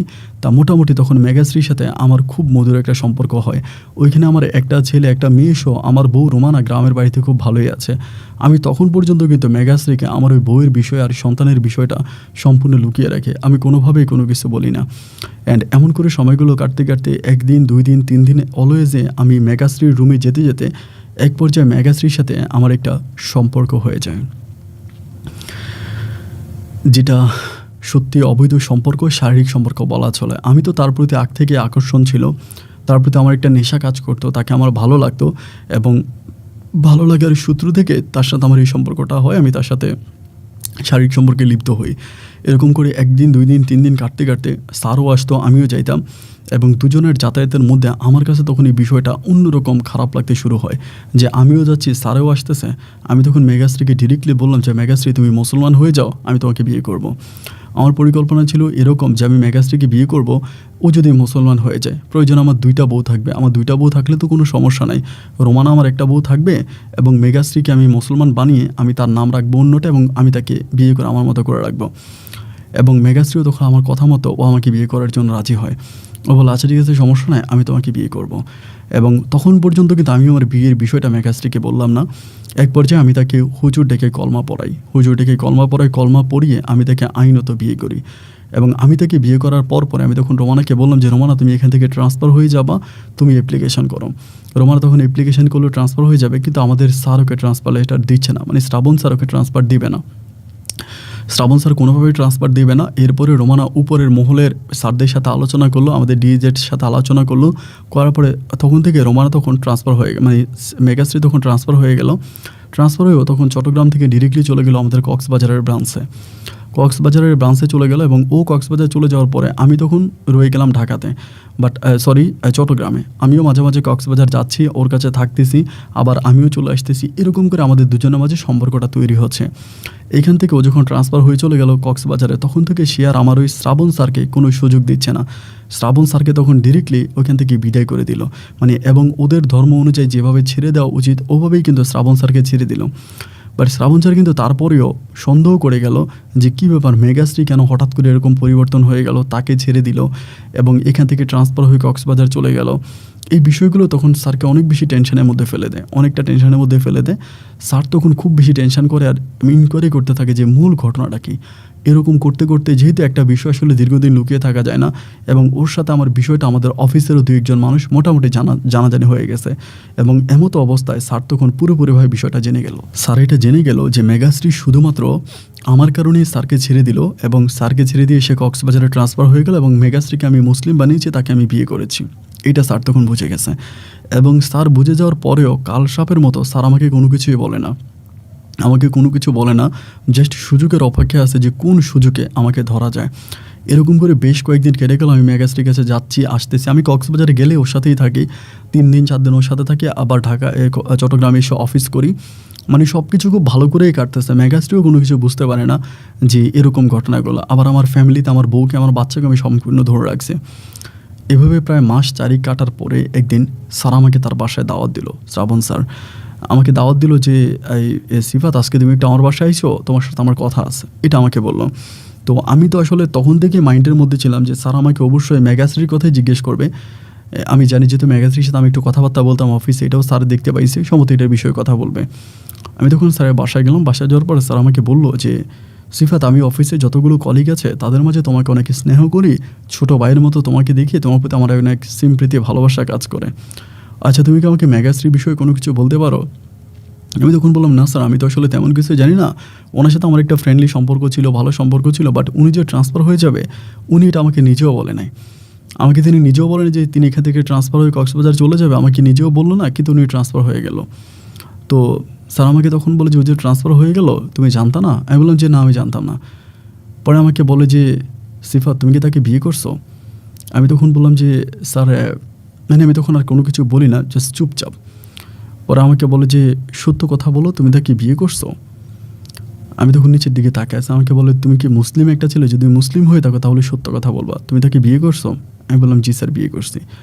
পরে বলে তোমাদের মাঝে কবে বিয়ে হলো? আমি তখন ডেটটা বললাম যে স্যার অমুক ডেটে। তা কেন তাকে বিয়ে করলো? তুমি কি জানতো না যে সে আমার বউ? আমি তখন বললাম যে স্যার আসলে বিষয়টা হচ্ছে গিয়ে যে কী আর বলবো, বলার মতো কোনো ভাষা নাই। ওর সাথে আমার এভাবে করতে করতে বিষয়টা হয়ে গেছে, আমি বুঝতে পারি না। স্যার আমাকে বলে তুমি কি জানো আমাকে কীভাবে ঠকাইছে? আমি বললাম কীভাবে? স্যার আমাকে বলে ও আমার নামে, ওর নিজের নামে একটা ফ্ল্যাট আছে ঢাকাতে, এটা কি তুমি জানো? আমি বললাম যে না। বলে এই ফ্ল্যাটটা আমি কিনে দিয়েছি এবং ও কম করেও আমার কাছ থেকে এই পর্যন্ত 50 লক্ষ টাকার উপরে নিয়ে গেছে। এটা কি তুমি জানো? আমি তখন বললাম যে না স্যার, আমি তো এগুলো জানি না। তিনি আমাকে বলে, তুমি কিছুই না জেনে কেন হুট করে তাকে বিয়ে করে ফেললা এবং তাকে মুসলমান বানাই ফেললা? এই সমস্ত ঘটনাকে ও আমাকে শেষ করে এখন তোমাকে ধরছো, ও তোমাকে শেষ করবে। তো আমি তার সাথে, আমার খুব ইচ্ছা ছিল আমি হিন্দু ধর্ম অনুযায়ী তার সাথে বাসর করব। অন্তত তার সাথে আমার বাসর করাটা হলো না। আমার অনেক স্বপ্ন ছিল যে ও তো আমার একজন শখের নারী ছিল, আমি তাকে অনেক পছন্দ করতাম, আমার স্ত্রীর থেকেও বেশি পছন্দ করতাম। এই জন্য খুব ইচ্ছা ছিল একদিন বাসর ঘর তার সাথে তৈরি করব। তো বাসর তো আমি তার সাথে করতে বললাম না, তোমার কি তার সাথে বাসর হয়েছে? আমি তখন বললাম যে না স্যার, আমরা ওরকম কোনো বাসর ঘর অ্যারেঞ্জমেন্ট করি নাই, বাট বিয়ে করছে, আমাদের কোনো বাসর হয়নি, বাট আমি মাঝে মাঝে তার সাথে গিয়ে থাকি। পরে আমাকে বলে, একদিন তুমি কক্সবাজারে একটা বাসর ঘর তৈরি করবা, তার রুমে, সে যেখানে থাকে সেখানে একটা বাসর ঘর তৈরি করবে, একটা ডেট ঠিক করবা, ওই ডেটে তুমি তার সাথে বাসর করবে না, তার সাথে বাসর আমি করব। এটা স্যার আমাকে ডিরেক্টলি বললো। বলার পর আমি তখন বললাম যে স্যার, এটা আপনি কী ধরনের কথা বললেন? হিসাবে তো আমার বিবাহিত স্ত্রী, তা কিভাবে আমি আপনাকে ওর সাথে আপনাকে বাসর করতে দিই? এটা কেমন কথা? তিনি আমাকে বলে, একদিন তুমি কক্সবাজার যাবা, গিয়ে বাসর ঘর তৈরি করবা এবং তুমি নিজে ফুল নিয়ে যাবা, চট্টগ্রাম থেকে ফুল টুল নিয়ে গিয়ে বাসর ঘর তৈরি করবা, সব কিছু ঠিক করবা এবং বাসর ঘর রেডি করার পরে ও বউ সাজবে, এরপরে তুমি চলে যাবে, আমি ওর সাথে বাসর করব। আমার অনেক ইচ্ছা ছিল যে ওকে বউ বানিয়ে আমি ওর সাথে শারীরিক সম্পর্ক করবো, এটা আমি করতে পারি নাই, এটা তুমি আমার পূরণ করাই দিবা। আমি তখন বরাবরের মতো স্যারের উপরে একটু খেপে গেলাম। খেপে গিয়ে বললাম যে স্যার, আপনি এটা কী ধরনের কথা বলতেছেন? এটা কীভাবে সম্ভব? স্যার আমাকে বলে, শোনো, এটা সম্ভব, এটা তোমাকে করতে হবে। আর এটা যদি তুমি না করো, প্রথম কথা হচ্ছে তুমি যে বিয়ে করছো, তোমার যে গ্রামে বউ আছে, বাচ্চা আছে, এটা কি ও জানে? আমি তখন চুপ হয়ে গেলাম। আমি বললাম যে, একটু পরে বললাম যে হ্যাঁ স্যার, ও এটা জানে। বলে ঠিক আছে, তাহলে তাকে ফোন করে জিজ্ঞেস করি যে তোমার গ্রামে বউ আছে, বাচ্চা আছে, এটাও জানে কি না। আমি তখন বললাম না স্যার, তারে ফোন দিয়ে না, এটাও জানে না। পরে বলে, তুমি প্রথম অন্যায় করছো, তোমার বউ বাচ্চা আছে এটা না জানিয়ে তাকে বিয়ে করছো, এবং এটা যদি সে এই মুহূর্তে জানতে পারে, তোমাকে লাথি মেরে ঘর থেকে বের করে দেবে। এটা কি তুমি বিশ্বাস করো? এবং শুধু লাথি মেরে বের করে দিবে কি দিবে না সেটা আমি জানি না, কিন্তু বড় কথা হচ্ছে আমার চাকরির সর্বোচ্চ ক্ষমতা দিয়ে আমি তোমাকে ট্রান্সফার করাবো, অথবা আমি তোমাকে ডিসমিস করব, চাকরি থেকে আমি তোমাকে বরখাস্ত করব। এবং কিভাবে করতে হবে সেই প্ল্যানিং আমার মাথায় আছে। আমি আমার প্ল্যান অনুযায়ী তোমাকে চাকরি থেকে বরখাস্ত করব। তুমি কি চাও? অন্তত একটা রাতের জন্য তার সাথে আমাকে থাকতে দাও, শেষবারের মতো। আমি আর কখনোই তোমার কাছে এটা চাইবো না, এবং এতে আমি তোমার প্রমোশন করাই দিব। তোমাকে আমি একটা প্রমোশন দিব, তুমি একটা প্রমোশনে যাবা, এবং সর্বোপরি এই বিষয়টা কেউ জানবে না। এবং মুহূর্তের মধ্যে স্যার তাদের একজন যেই হয়, মানে একজন যেটাতে সারা পূজা করে, ওই হিন্দু ধর্মের একটা জিনিস স্যার তখন হাতে নিল। হাতে নিয়ে বলেছে, আমি আমার এই ধর্মকে সাক্ষী করে বললাম, জাস্ট একটা রাত তার সাথে থাকতে বললে আমি আর তোমার কাছে কোনো কিছুই চাইব না। আমার জীবনের শেষ ইচ্ছাটা পূরণ করাই দাও, একদিন বউ সাজিয়ে আমি ওকে আদর করতে চাই। আমি তখন খুব টেনশনে পড়ে গেলাম। স্যার আমাকে বললো, তুমি ভাবো, আমি তোমাকে ভাবার জন্য টাইম দিলাম, জাস্ট একদিন, তুমি আগামী দিন আমাকে জানাবা। আগামী দিনের ভিতরে যদি তুমি আমাকে না জানাও, আমি বিষয়টা প্রথমে হচ্ছে মেগাস্ট্রিকে ফোন করে জানাবো, তোমার স্ত্রীর বিষয়গুলো, তোমার পারিবারিক বিষয়গুলো, এবং সেকেন্ডলি আমি তোমাকে কীভাবে চাকরি থেকে বরখাস্ত করা যায়, জাস্ট 1 উইকের মধ্যে আমি তোমাকে বরখাস্ত করব। তুমি জাস্ট তাকিয়ে তাকিয়ে সব কিছু দেখবা। আমি যখন স্যারের বাসা থেকে বের হলাম, বের হওয়ার পরে কয়েকজনের সাথে আলোচনা করলাম, সবাই আমাকে একটা কথাই বললো যে স্যার অনেক ডিয়ারিং মানুষ, স্যার পারেন এরকম কোনো কাজ নাই। এবং আমাদের অফিসের বড় বড় লোকদের সাথেও স্যারের অনেক ভালো লিঙ্ক আছে, স্যার যে কোনো সময় আমাকে চাকরি থেকে বরখাস্ত করতে পারবে, এরকম পাওয়ার স্যারের আছে। আমি তখন একদম চুপ হয়ে গেলাম, কী করব কোনো কিছুই বুঝতে পারতেছিলাম না। পরে চিন্তা করলাম, মেঘাশ্রী তো স্যারকে বিয়েই করছে হিন্দু ধর্ম অনুযায়ী, এবং বিয়ে করার পরে মেঘাশ্রী স্যারের সাথে ছিল বটে, একদিন 2 দিন না, দীর্ঘদিন ছিল। সেই স্যার যদি মেঘাশ্রীর সাথে আরও একদিন থাকে তাহলে সমস্যা কি? থাকলো আরও একটা থাকলে তো সমস্যা নাই। এতে স্যার যেহেতু তার ধর্ম অনুযায়ী আমাকে ওয়াদা করেছে, শপথ করেছে, আমার পারিবারিক বিষয়গুলো স্যার আর মেঘাশ্রীকে জানাবে না, এবং আমাকে একটা প্রমোশনও করাই দিবে, তাহলে এটার জন্য তো আমার সুবিধে। আর এমন তো না যে মেঘাশ্রী কোনোদিনও স্যারের সাথে ছিল না। আমি তখন মেঘাশ্রীকে ফোন করলাম, ফোন করে বললাম যে মেঘাশ্রী, আমরা তো বিয়ে করেছি, বাট আমাদের ধর্ম অনুযায়ী আমরা কখনো বাসর ঘর করি নাই। সুতরাং আমার ধর্ম অনুযায়ী আমি বাসর করব, আমি অমুক তারিখে আসবো, বাসায় আসবো, এসে আমি বাসর ঘর তৈরি করব, করে আমি তোমার সাথে রাত কাটাবো, বাসর করব, বাট খুব সুন্দর করে তুমি সেদিন পার্লার থেকে সাজুগুজু করে আসবা। মেঘাশ্রী আমার কথা শোনার পরে সেও নিজে রাজি হয়। সে বলে, আচ্ছা ঠিক আছে, সমস্যা নাই, আমি তোমার সমস্ত ইচ্ছা পূরণ করব, যেহেতু আমি তোমার বউ। একইভাবে আমি তখন স্যারকেও ফোন দিয়ে বললাম যে স্যার, এই ঘটনা, আমি রাজি আছি। স্যার আমাকে বলল আচ্ছা ঠিক আছে। তো স্যারের সাথে কথাবার্তা হওয়ার পরে আমি তখন পুনরায় আবারও মেঘাশ্রীকে ফোন দিয়ে বললাম যে শোনো, এই ঘটনাটা আমরা রুমে করব না, আমরা একটা হোটেলে করব। ও আমাকে বলে কেন হোটেলে কেন? আমি বললাম যে সবচেয়ে কক্সবাজারের দামি একটা হোটেলে করবে যেখান থেকে বিচ দেখা যায়, বিচ পারে আমি তোমার সাথে বাসর করব এবং ওইটারকে দিয়ে বা হোটেল কর্তৃপক্ষ লোকদেরকে দিয়ে আমরা বাসরঘর তৈরি করাবো। বরাবরের মতো ওই দিন সকালবেলায় ভোরে আমি তখন কক্সবাজার চলে গেলাম। চলে গিয়ে তখন ফুল টুল সব কিছু কিনে হোটেল বয়কে দিলাম। হোটেল বয়ের সাথে একটা রুম কনফার্ম করলাম এবং সেই রুমে হোটেল বয় তখন খুব সুন্দর করে রুমটাকে সাজুগুজু করে সাজিয়ে দিল। সব কিছু মোটামুটি ঠিক হয়ে গেল, রুমটা সাজিয়ে দিল এবং সেই রুমে আমার মেঘাশ্রীর সাথে আমার স্যারে বাসর করবে। আমি সব কিছু তৈরি করলাম এবং আমি একটা প্ল্যানিংও করলাম।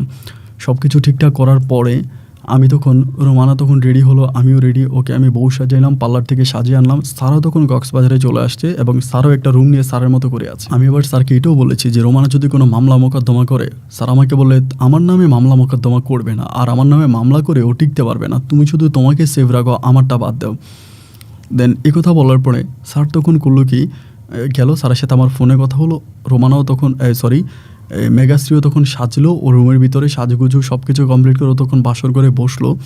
অ্যান্ড আমি তখন বললাম যে মেঘাশ্রী আমার ইচ্ছে করতেছে যে আমরা একটু হার্ড ড্রিঙ্কস করব। তো ও আমাকে বলে হার্ড ড্রিঙ্কস করবা কেন, আজকে না তুমি বললা বাসর? আমি বললাম যে হ্যাঁ বাসর, আমার ইচ্ছে করতেছে হার্ড ড্রিঙ্কস করবো, আমি একটা হার্ড ড্রিঙ্কস নিয়ে আসতেছি, তুমি দরজা নক করো না, আমি যাবো আর আসবো।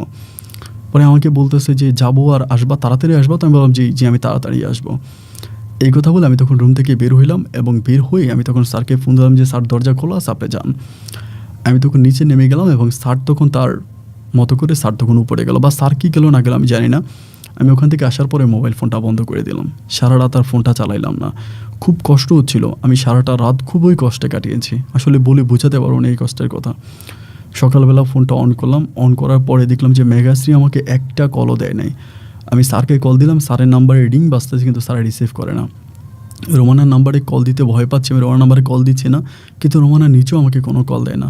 প্রায় 12:30টার দিকে স্যার তখন কলটা রিসিভ করছে। রিসিভ করার পরে স্যার আমাকে বললো, আমি স্যারকে বললাম যে স্যার কী হলো কালকে রাতে, আপনি তো আমাকে আর কোনো কল টল দিলেন না।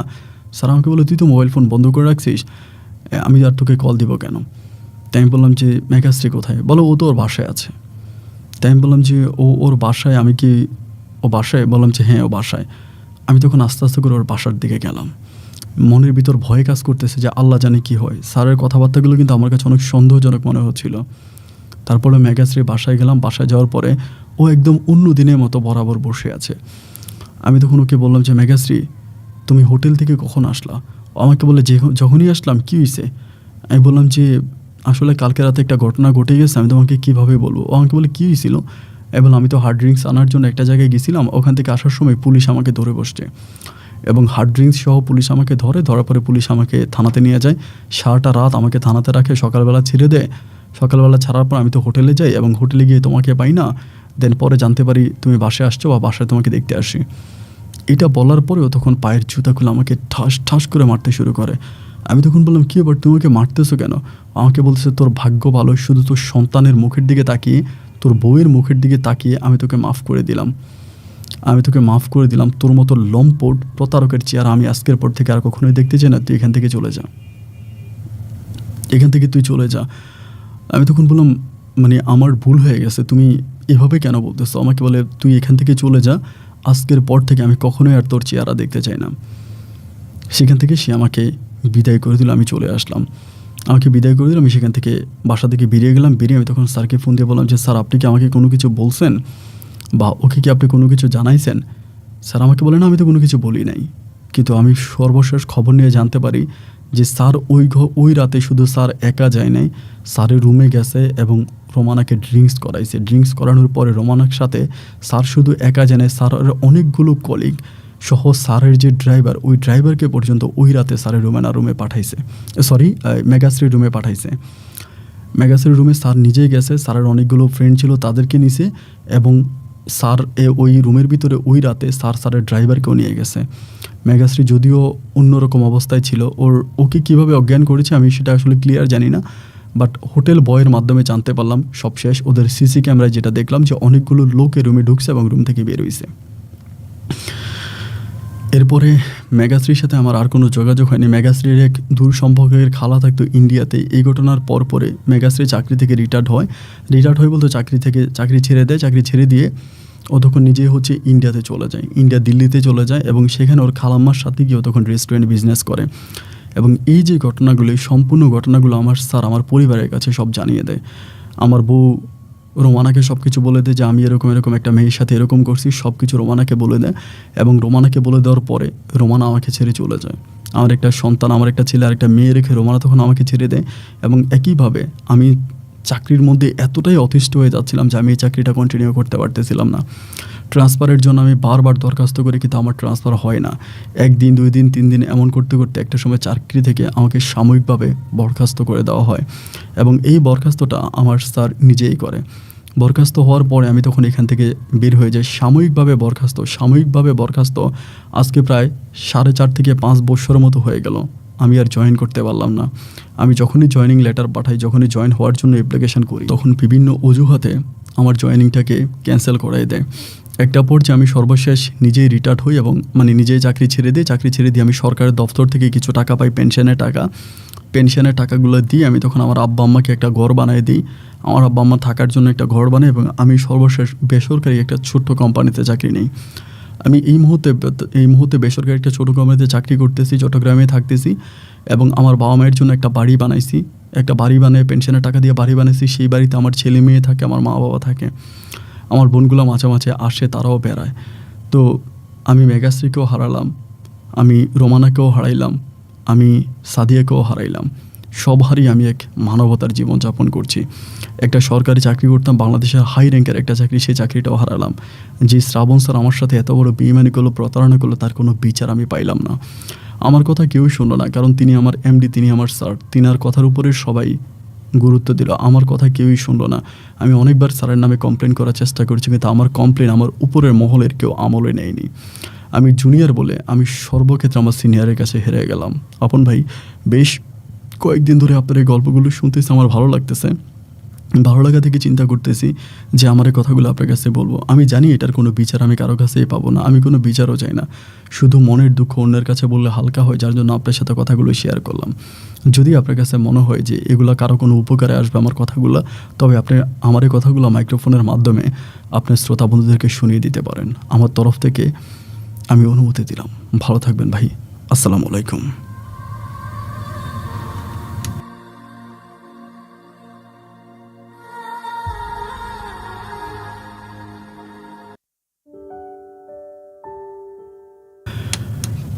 সম্মানিত বন্ধুগণ, সবাইকে অনেক বেশি ধন্যবাদ। এতক্ষণ পর্যন্ত চট্টগ্রামের ভাই সিফাত হোসেনের জীবনের বাস্তব গল্পটা শুরু থেকে শেষ পর্যন্ত আমার মুখ থেকে শোনার জন্য। বন্ধুগণ, গল্পের লাস্টের দিকটা আমার হৃদয়টা স্পর্শ করেছে। এবং মেঘাশ্রী যে মেয়েটা ছিল, হিন্দু ধর্মাবলম্বী একটা মেয়ে, এই মেয়েটা সর্বোচ্চ স্যাক্রিফাইস শ্রাবণ স্যারকেও করেছে এবং সিফাতকেও করেছে।